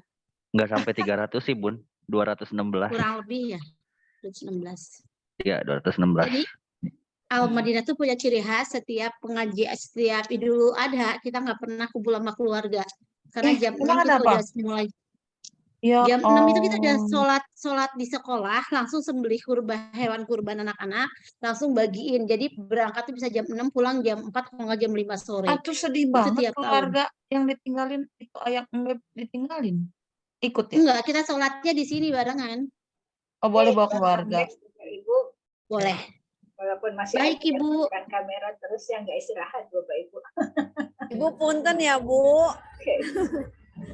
Masih belum clear ini ruangannya, jadi belum bisa pindah lokasi, susah keluar. Oh, lagi Ibu Bu Sujihana belakangnya lagi ini ya? Ada acara? Lagi manasik haji apa lagi apa tuh Bu? Enggak ya? Bu Suci. Tiap akhir bulan, hari Sabtu pun, jadi ada pengajian bulanan. Tadi live YouTube, jadi kita kru TV Al-Madinah. Oke, baik. Ya. Baik Bapak Ibu ya, kita lanjutkan Kak. Bisa ya. Sekarang saya sudah mengeluarkan PowerPoint lagi deh. Biar tampak. Oke, udah ya, kita kembali ya. Akhirnya seperti ini, sehingga apa yang kita bicarakan tadi, sebenarnya kita sebagai makhluk individu dan makhluk sosial, intinya tidak bisa terlepas dari social environment, tidak bisa terlepas dari physical environment, tidak bisa terlepas dari science and technology. Intinya tadi tuh dari jam 8 sampai jam 9 kita bicara tuh seperti itu. Makanya kita harus buka mata dan buka hati untuk adaptif terus-menerus. Gitu. Karena di science and technology juga ada sebuah perubahan. Karena di social environment juga pasti ada perubahan. Karena di physical environment pasti terjadi perubahan. Sehingga sebagai human being, sebagai manusia individu dan sosial, Kita harus terus-menerus gini. Karena physical environment itu pasti terikat dengan sains. Seperti itu, sains terikat dengan sosial. Saling berpengaruh lah begitu. Jadi makanya kita belajar sosiologi agar kita tahu kembali kepada hakikat kita sebagai manusia individu dan sosial. Harus mengikuti perubahan-perubahan yang terjadi di sekeliling kita. Gitu ya. Jadi di konsep sosiologi seperti ini. Apalagi sekarang ya, sains dan teknologinya. Seperti apa? Baik. Saya kembali ke sini ya. Ada gambar lagi. Nah, hal-hal seperti inilah yang menyebabkan kadang terjadi masalah di masyarakat ya. Tadi itu ada burden, family burden, ada adaptasi, ada kata-kata kunci yang sudah kita angkat tadi. Ada orang-orang yang tidak mampu ya, tidak mampuan dalam melakukan sesuatu karena faktor fisik, karena faktor psikologis, lalu ada akhirnya kita harus menyetarakan itu, disesuaikan dong gitu. Kenapa kalau disable secara fisik kita langsung sediakan sarananya, pendekatannya. Kenapa kalau faktor yang nggak jelas, yaitu faktor emosional atau faktor kognitif gitu ya, yang nggak kelihatan, kita paksakan orang untuk sesuai standar gitu pendekatannya siswa tersebut. Tapi kalau secara fisik kita langsung bisa baca, oh berarti pendekatannya harus sesuai dengan fisiknya. Tapi kita kurang cermat dalam menanggap apa yang kita bisa berikan secara pas untuk anak-anak yang less developed, yang kurang perkembangannya, perkembangan belajarnya karena faktor psikis, karena faktor keluarga, karena faktor pelajaran, faktor skill, kemampuannya. Nah, mestinya sama, kita memperlakukan masalah-masalah itu berdasarkan faktor-faktor yang terjadi, bukan hanya dari yang kelihatan di kasat mata saja. Itu inti dari gambar ini. Nah, disinilah akhirnya sebenarnya ecological approach-nya itu seperti apa sih? Jadi, personal kita sebagai seseorang makhluk individu pasti punya value. Dan juga value-value tadi yang saya sebutkan. Approach. Jadi apa yang kita diskusikan 1 jam di depan ini baru kita buktikan di PowerPoint ini ya Bu, Pak ya. Saya selalu begitu. Jadi kita tidak membahas PowerPoint dulu, tapi kita diskusi, baru kita langsung koneksikan dengan informasi-informasi yang di PowerPoint. Ternyata seperti itu memang. Jadi kita sebagai makhluk individu juga punya value dan juga kita punya value yang terkait dengan lingkungan kita. Jadi ada social environment-nya, ada interest in and practice of ecology, dan juga education-nya seperti apa. Tadi sudah kita bicarakan banyak. Ini ekosistemnya seperti ini, di mana seorang anak, nah, kalau kecil, nah, jadi mikronya dulu apa yang dibutuhkan oleh seorang siswa, mikronya. Di sini ada. Okay. Mesosistemnya seperti apa dengan lingkungan terdekatnya. Lalu ekosistem luarnya seperti apa yang terjadi di luar sana, yang harus kita cermati dan kita harus pahami. Menjadi akan bisa menjadi potensi masalah bagi si anak itu sendiri. Sama tadi dengan era pandemi, lalu kita kembali back to normal, ya nggak bisa karena mesosistemnya sudah berubah, ekosistemnya sudah berubah, jadi mikrosistemnya harus dirubah juga, gitu konteks dari gambar ini. Nggak bisa kita kembali ke back to normal karena mesosistemnya berubah, apalagi ekosistemnya berubah banget, sehingga kita harus mengadaptasi. Ini hanya contoh-contoh hal-hal yang harus kita cermati dan kita awasi, bahwa karena perubahan ekosistem akhirnya cenderung terjadi seperti ini. Ada peace building, ada awareness, ada raising among masses, ada creating safe neighborhood, ada appreciation of diversity, harus seperti ini secara ekosistem besarnya. Akhirnya kita harus kita alignkan, kita adjustkan di mesosistem kita. Nah, itu. Seperti apa supaya tidak terjadi ini. Itu Pak, Bu, kerangka berpikirnya seperti itu. Jadi maka saya buka tadi, apakah kita back to normal atau ke new normal? Ya kudu kita new normal, jangan lagi ke back to normal. Karena ekosistem sudah berubah. Nah, gitu. Jadi ada lapisan dari diri seorang anak, kita secara individu, bahwa kita dilapisi oleh mikrosistem, dilapisi lagi oleh mesosistem, dilapisi oleh ekosistem. Jangan lupa itu. Sehingga kita harus mengadjust diri terhadap perubahan yang di ekosistem, sehingga mesosistemnya kita harus align, ya, mikrosistemnya juga kita harus adjust. Gitu. Oke, ada pendapat atau ada, mudah-mudahan di mahasiswa S2 jangan bertanya ya, tapi menanggap ya. Kalau mahasiswa S2 tuh harus menanggap, jangan bertanya. Izin Bu. Ya, silakan Pak Ya, Fahri. terkait dengan social learning environment, makanya saya setuju betul ya bahwa sekarang sudah lagi berubah juga, tidak lagi cukup dengan konstruktivisme gitu ya, yang berkembang gitu. Bahkan kan di tahun 2000-an ini sekarang sudah berkembang satu lagi teori belajar ya, yaitu terkait dengan konektivisme gitu. Di mana di situ ya kita sudah menjadikan belajar itu sebagai proses koneksi gitu ya, koneksi ide, koneksi sumber daya dan lain sebagainya gitu, sehingga akhirnya belajar itu melalui eksplorasi, interaksi dan kolaborasi dengan bersama. Belum lagi dengan peran teknologi misalnya dan pembelajaran terdistribusi lah ya. Jadi tidak hanya berpaku pada satu orang saja, tapi semua orang bisa menjadi sumber belajar gitu, sehingga saya pikir penting betul memang social learning environment itu sebagai proses yang adaptif gitu dan kolaboratif serta partisipatif mungkin dalam hal ini untuk meningkatkan beberapa kemampuan digital kita khususnya gitu, termasuk literasi digital yang selama ini masih kurang mungkin Bu. Betul sekali Pak Fahri. Keren ininya ya, tanggapannya. Seperti ini digambar ya, jadi Bapak Ibu dalam artian ini learner autonominya seperti ini ya.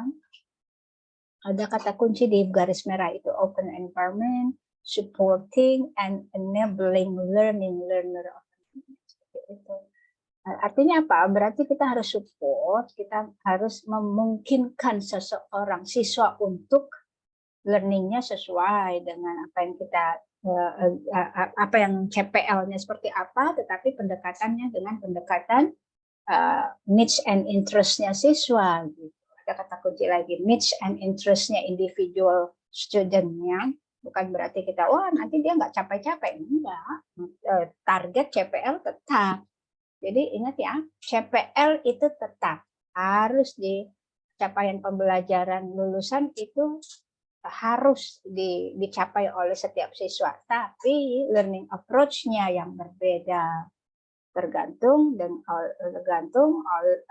dengan needs and interest-nya si siswa. Itu social learning environment, jadi sosial yang menanggapi bagaimana needs and interest-nya individu. Tapi individu juga harus alert, aware terhadap apa yang social environment inginkan, kan gitu. Sebagai makhluk individu dan makhluk sosial seperti itu diajarkan nih ke siswa, hak-hak dia sebagai individu, hak sebagai makhluk sosial seperti apa. Nah kadang kita mengajarkan hanya silabus-silabus aja yang ada, oh pelajaran ini adalah ini, objektifnya ini, bukunya ini, kontennya hanya belajar konten aja, belajar formula aja, belajar apa tuh? Apalagi konten lah bahasanya, tetapi kita nggak mengajarkan sampai hakikatnya gitu, apalagi nanti dengan peraturan-peraturan begitu. Wah kayak apa nanti ya, makanya harus holistik pembelajarannya.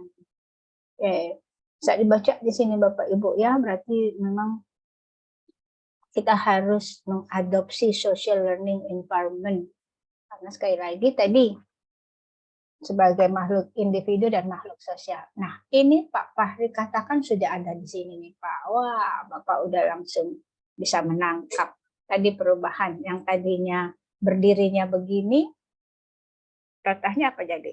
Kita harus seperti ini, terkait. Ya, Bapak Ibu bisa lihat gambar. Oh, saya jangan nerangin dulu deh. Silakan Bapak Ibu menanggapi gambar ini. Kita buka dengan gambar, kita tutup dengan gambar ya kuliah hari ini. Silahkan membaca gambar. Ya, mati dulu. Izin Ibu. Silakan. Bu Dari Dewi, gambar, iya. Dari gambar yang saya amati, biasanya gitu kita sebagai makhluk sosial memang harus hidup bersama-sama, Ibu. Namun alangkah baiknya tidak bergerombol seperti gambar pertama. Kayaknya kalau itu maaf ya Ibu, yang di depan itu yang maju terus gitu, akhirnya yang di belakang ngumpet di belakangnya. Jadi alangkah baiknya harus mulai terbuka pikirannya bersama, bukan berarti bergerombol seperti itu. Kita bisa dari sudut manapun, seperti kita memandang sesuatu pasti berbeda-beda dari sudut pandang kita masing-masing. Tapi tetap tujuannya satu, bagaimanapun caranya tetap berbaur bersama-sama untuk mencapai satu tujuan yang sama. Seperti itu aja. Bagus sekali, thank you Bu Dewi ya. Dengan gambar yang bergerombol itu berwarna lagi Bu ya, itu menandakan hierarki dan perbedaan. Ada sebuah diversity di situ. Tapi bagaimana diversity itu nggak membedakan, beragam boleh, tapi nggak boleh membedakan haknya gitu. Berwarna boleh. Ibu membacanya seperti itu ya. Jadi semuanya harus kadang in out. Ada di itu nanti tanggapannya ada di gambar di bawahnya. Silahkan. Ada lagi yang mau membaca gambar? Silahkan. Udah kok gambarnya. Masih gambar pertama Bu, boleh Bu? Gambar pertama? Oh, ya, masih yang gambar pertama. ya. Tapi yang bawahnya ya transisinya kan setelah itu menjadi terkoneksi ya. Yang saya lihat di situ tidak hanya terkoneksi tapi sudah bukan hanya ya terkoneksi tapi sudah blockchain gitu. Artinya juga menghargai privasi orang walaupun terkoneksi gitu ya Bu ya, seperti itu. Ya cukup banyak lah gitu maksudnya yang bisa diadopsi tentang koneksi tetapi tetap menjaga hal-hal yang sifatnya privasi bagi orang lain gitu Bu. Keren banget. Bisa dilihat dari letak warna itu ya, dari warna. Kenapa kok berwarna begitu? Karena di atasnya kan berwarna. Ya, berarti orang kadang yang putih itu terhubung dengan yang orange gitu. Yang di bawahnya orange itu terhubung dengan purple. Udah dilihat, makanya kita gambar tuh mengandung filosofi banget, tergantung kita menangkapnya seperti itu. Oke, ya. Bagus sekali. Thank you. Ada lagi? Boleh coba Bu. Silahkan. Gambar yang kedua, di sini kan ada papan tulis ya. Ada papan jalan mungkin ya. Ada list sepertinya perencanaan. Yang jelas apa yang dilakukan itu harus melalui perencanaan. Dan ini menggambarkan secara administrasi itu sebagai seorang guru harus menguasai secara administrasi seperti itu. Perubahannya bahwa yang gambar di bawah, gambar globe yang digenggam oleh tangan. Artinya mungkin perubahannya bukan hanya secara struktur organisasi administrasi atau di atas kertas saja, tetapi kita juga harus mampu menguasai semua elemen bidang kehidupan, terutama berkaitan dengan TIK, teknologi dan komputerisasi. Jadinya peningkatan kompetensi guru tidak hanya berupa di atas kertas saja, jago administrasi saja, tetapi harus juga menguasai seluruh bidang kehidupan. Seperti itu mungkin Bu. Terima kasih. Betul. Thank you Ibu. Jadi tadinya cuma ruang lingkupnya ngikutin kertas aja, ternyata ruang lingkupnya harus diperluas gitu, dengan gambar globe ini ya, gambar-gambar dunia, bahwa dunia sudah ada di tangan kita. Melalui apa, Bu? Pak? Dunia ada di tangan kita melalui apa? Ilmu pengetahuan dan teknologi. Internet. Melalui internet, melalui handphone, internet di handphone kita, gitu ya. Melalui teknologi, hasil dari teknologi adalah handphone, gitu. Ya, terkait. Jadi seperti itu. Jadi, yes, oke. Mengikuti apa yang sudah ditetapkan sesuai dengan yang di kertas, dengan paper base, gitu ya, istilahnya. Kalau yang di bawah ini sudah global base. Gitu. Oke, mantap. Silahkan, ada lagi gambar selanjutnya tuh. Ya, Boleh, siapa Bu? ya? Silakan. Kalau melihat gambar yang ketiga itu kan perubahannya sangat Adri terlihat ya, ya. Pak Ini Serkan. sangat terpusat sekali di satu orang mungkin dalam adalah pimpinan. Nah, dan perubahannya adalah melihat bahwa ada 3 bagi yang saling menggerakkan begitu ya, saling mengambil peran untuk membangun organisasi seperti itu. Betul, betul. Kalau ini istilahnya apa sih ini? Kalau teknisnya ini nama barang ini apa sih? Roda gigi, Ibu. Gir atau roda gigi ya. Roda gigi itu selalu konsepnya satu jalan menjalankan satu gitu ya, terkait ya. Makanya dia Betul, Bu. harus match, link and match gitu, langsung match. Dia kalau nggak masuk aja nggak pas gitu, akhirnya jadi nggak jalan ya. Karena dia nggak pas antara sudut-sudutnya gitu, nggak link and match-nya gitu. Nah, jadi ini adalah kita bilang berpusat pada individu sendiri ya. Bisa juga kita mewakili dengan pendekatan psikologisnya, ini egosentris ya gitu. Hanya melihat diri sendiri berdasarkan apa yang dan dia lakukan sendiri. Nah, ada nih kepala sekolah kayak gini nih yang bergaya seperti ini. Yang nggak bisa, istilahnya apa kalau bahasa kerennya itu, kalau yang di jalan sendiri, ngerjain sendiri, apa sendiri, pokoknya apa kata dia sendiri. Apa bahasa kerennya itu? Otoriter. Otoriter, iya, otoriter ininya apa? Konsepnya gitu. Akhirnya dia otoritas. One man show. Oke. Terkait dengan gambar ini disebut one man show. Keren ya. Kalau ini udah nggak one man show, people show ini. Group show ini. Udah kelompok. Dan ini ya sebenar-benarnya organisasi seperti ini. Makanya ada gearnya kecil, ada yang gear yang sedang, ada yang gear yang besar. Maksudnya masing-masing punya tupoksi sendiri tapi sangat interlink dengan link and match-nya. Oke, masih ada 4 gambar pasangan. Gambar pasangan. Gambar keempat, Bu, izin Bu. Silakan Pak. Iya, gambar keempat ini sepertinya menggambarkan terkait dengan tugas-tugas yang begitu rumit ya, tapi akhirnya bisa terurai di bawah itu dengan distribusi peran gitu, distribusi tugas. Ya. Sip, mantap begitu ya. Jadi ada sebuah delegasi, enggak semrawut. Ini ngerjain ini ngerjain ini terkait ini begitu. Jadi boleh ada delegasi, ada tupoksi, delegasi, tupoksi masing-masing. Tapi ada garis lingkaran gini. Artinya cyclingnya harus berjalan ya. Kalau ini kan ada yang ke sini, ada yang ke sana, udah kayak apa ini ya? Kadang dia ke sini, kadang dia ke sana, otoritasnya. Gitu. Kalau kayak gini berarti cycling, jadi ada alir, namanya bagan alirnya semacam ini. Ya, masing-masing punya tupoksinya. Oke, udah ya gambarnya. Oke, gambar kelima, silakan. Saya boleh, Bu? Silakan. Ya, jadi untuk gambar yang kelima ini semua orang berhak mengeluarkan pendapat. Artinya sudah merupakan hak kita sesuai dengan pasal 28 ya, di mana setiap orang berhak untuk menyampaikan pendapat baik lisan maupun tulisan.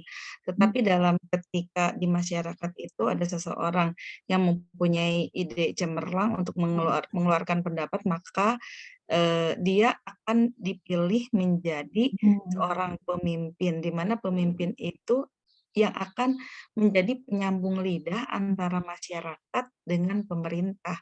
Artinya dia merupakan salah satu perwakilan dari masyarakat yang mendapatkan delegasi untuk memimpin yang Betul. lain dalam mengutarakan kemauannya atau aspirasinya gitu. Betul. Kalau semuanya bersuara, akhirnya jadi polemik, apalagi debat kusir begitu ya. Boleh bermusyawarah boleh, tetapi at the end of musyawarahnya itu harus diambil sebuah keputusan. Siapa yang memutus kalau nggak ditunjuk seorang leader gitu ya, yang sebagai decision making.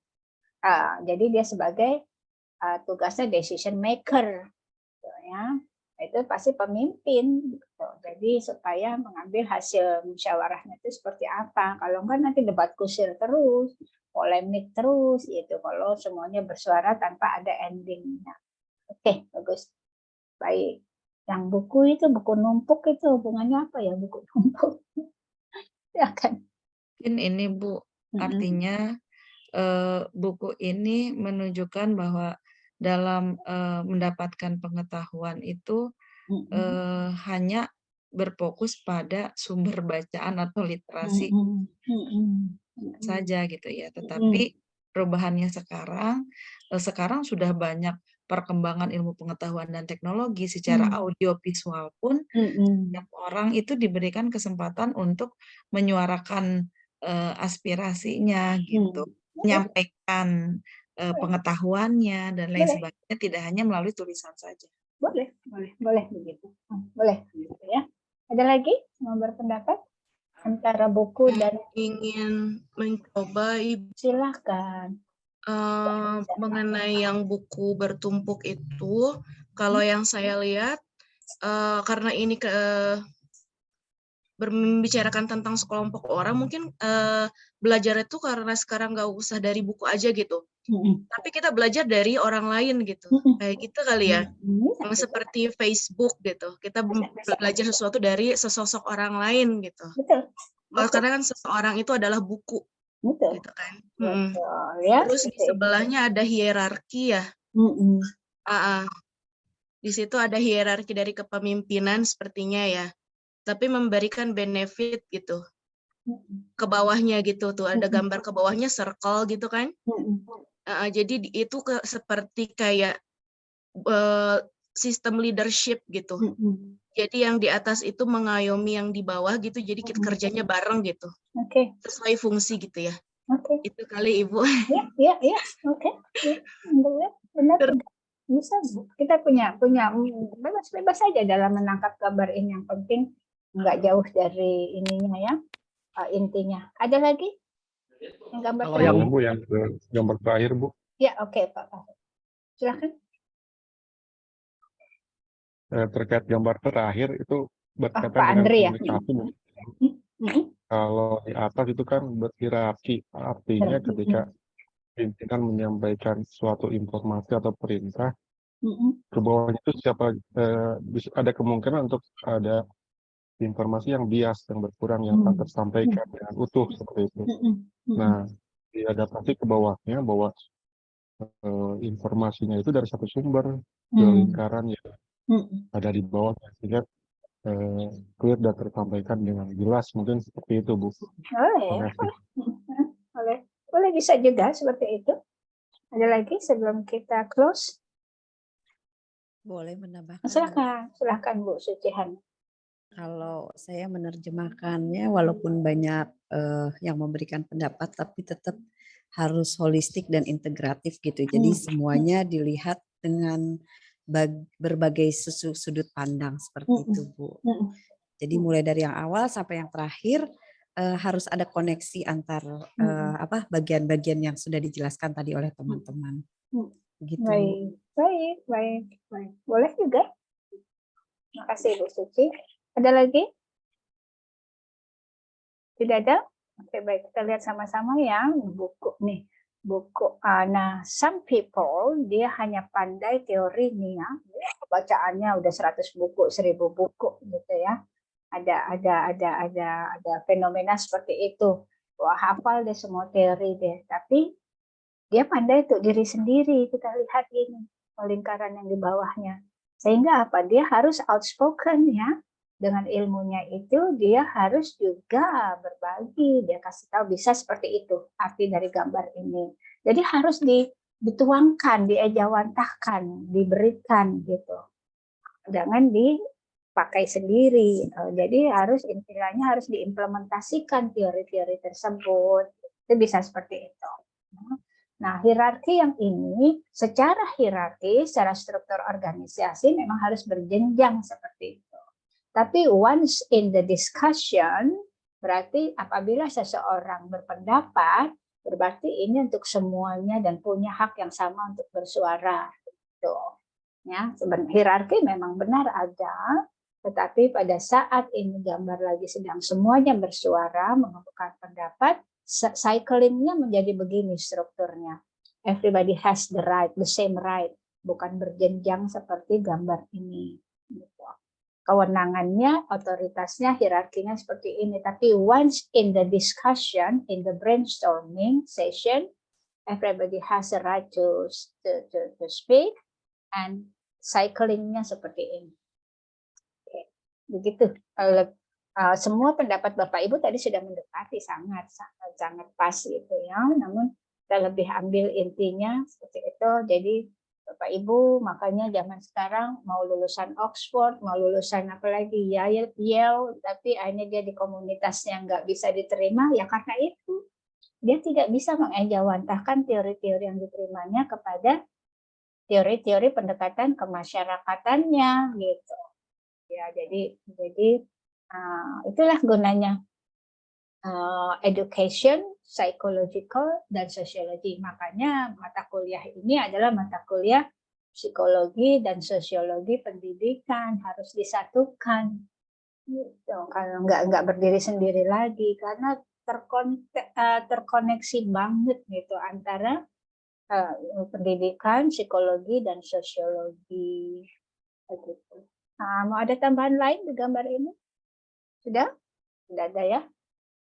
Selesai kita dengan PowerPoint-nya. Mudah-mudahan Bapak Ibu sudah dapat PowerPoint-nya. Jadi PowerPoint itu bukan modul ya Pak Bu ya. Ini PowerPoint hanya untuk supaya kita bicaranya tidak menyebar. Jadi kita mempowerkan, memfokuskan materi pembicaraan kita tidak lebar dari yang ada di slide-slide tersebut. Dan juga bisa menggambarkan secara visual. Misalkan kita bangsa visual, bangsa gambar, kita cenderung untuk harus melihat gambarnya. Kalau cuma verbal aja nanti tangkapannya berbeda-beda, gitu. Karena senang beropini sendiri. Oke, begitu Bapak Ibu. Oke, saya senang sekali at the end of the session Bapak Ibu bisa menyimpulkan satu kalimat aja, nggak usah panjang-panjang, jangan paragraf. Karena kesimpulan itu berbentuk kalimat, bukan paragraf. Silakan, ada yang bisa menyimpulkan dari menit pertama sampai menit ke sudah berapa?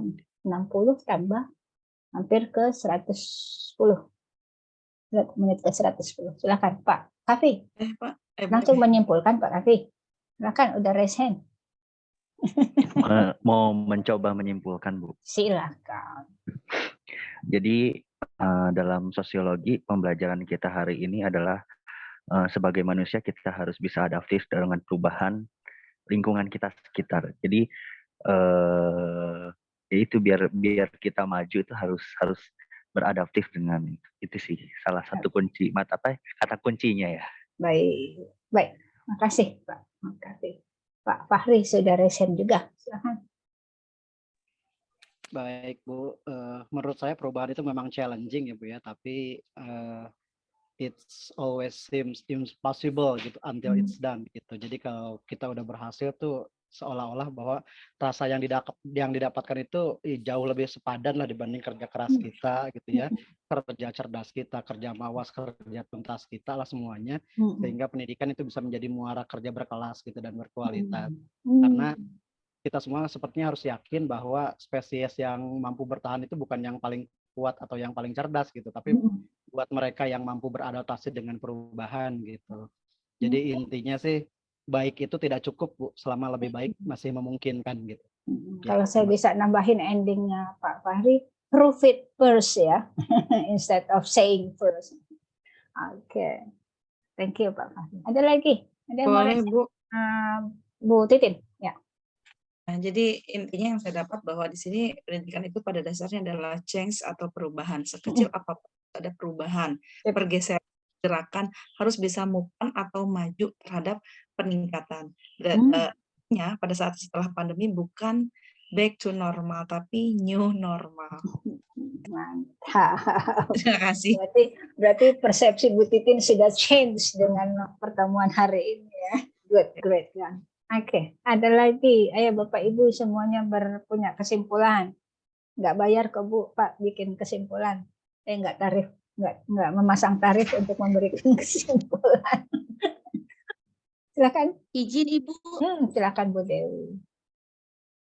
Jadi intinya dari kesimpulan ini semua saya simpulkan, jangan takut untuk berubah, jangan takut untuk berinovasi dengan perubahan-perubahan yang ada, terutama menghadapi pendidikan yang kedepannya pasti harus lebih maju lagi, seperti itu saja. Dan satu lagi, jangan lupa untuk bekerja sama dengan sekeliling. Iya, betul. Thank you Bu Dewi. Oke, next one. Siapa lagi yang mau menyimpulkan? Nih, Silakan Bu Mayumi. kesimpulan dari pembelajaran hari ini, the one that stick out in my mind the most itu yang tentang terakhir, selain perubahan yang adalah kepastian juga kebutuhan untuk kita semua, tapi sambil berubah juga sambil memperhatikan bahwa diri kita terlebih dahulu yang harus berubah. Terus sambil menciptakan environment yang support buat perubahan tersendiri, termasuk yang tadi Ibu katakan harus detail terhadap bahwa semua perubahan dan capaian pendidikan itu pasti dialami semua orang, tapi proses atau untuk setiap individu itu berubah. Maka menurut saya itu bersabarlah dengan tahapan setiap orang itu, jadi gak apa-apa ketinggalan, tapi tetap harus berusaha untuk berubah. Terutama sabar ke diri sendiri, juga sabar ke siswa, sabar ke teman-teman, sabar ke pemimpin sekolahnya gitu. Ini kayaknya curhat nih. Thank you Bu Mayumi, thank you. Oke, Bu Maya. Bisa jadi Bu. Curhat everybody ya. Silakan Bu. Iya Ibu, terima kasih. Yang saya dapatkan hari ini adalah bahwa pendidikan itu identik dengan perubahan, Bu. Ya. Dan untuk menyikapinya dengan perubahan lingkungan sosial yang ada nih, terutama setelah pandemik gitu ya, kita sebagai seorang pendidik itu harus punya yang namanya feeling adjustment gitu loh Bu, menyesuaikan gitu. Jangan stick di situ aja seperti itu ya. Nah kita harus bisa beradaptasi dengan lingkungan dan kita kita tata ulang gitu loh cara pengajaran kita dalam proses pembelajaran, dan dengan cara juga kita belajar lagi Bu mengenali karakter anak kita. Dulu mungkin 5 tahun yang lalu saya ngajar anak saya bisa lah pakai kamu nggak boleh begitu gitu lah. Tapi kalau sekarang nggak bisa. Anak-anak milenial karakternya selama 2 tahun itu berubah gitu ya. Yang yang mungkin kita taunya adalah mereka bisa multitasking dalam mengerjakan sesuatu gitu ya.